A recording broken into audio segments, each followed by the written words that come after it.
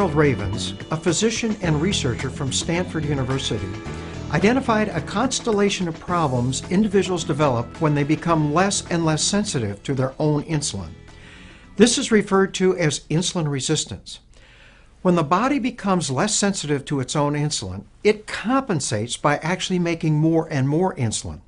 But as these blood insulin levels begin to rise, you literally tip over into an abnormal metabolic state, which is referred to as the metabolic syndrome or prediabetes.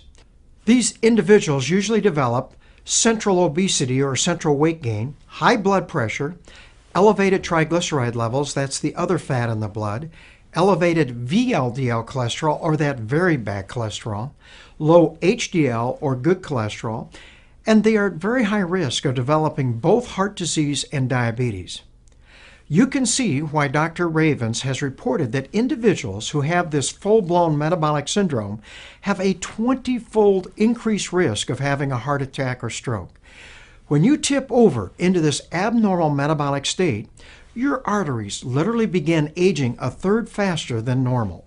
In other words, for every third birthday, just add another year. Over time, your body just can't keep making all this insulin, and blood insulin levels begin to drop. However, now your blood sugars begin to rise, and you not only become diabetic, but your arteries begin aging even faster. Insulin resistance is directly the result of our poor eating habits and lack of exercise, which causes us to become less and less sensitive to our own insulin. The medical literature shows us that over half of the adult population and nearly 1/3 of our children are in some stage of insulin resistance today. It is not only the reason we are seeing the epidemic of obesity, but also the reason we are seeing the epidemic of diabetes.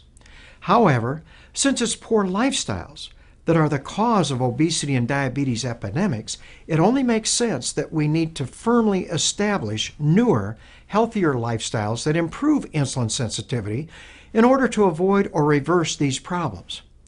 I spent over 3 years researching the medical literature to learn which lifestyles are best for improving insulin sensitivity.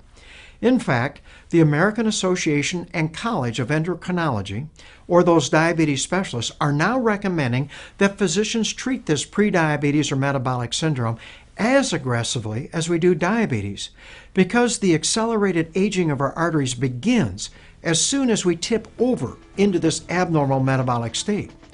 When they reviewed the worldwide medical literature, they concluded that the best treatment is to make intensive lifestyle changes.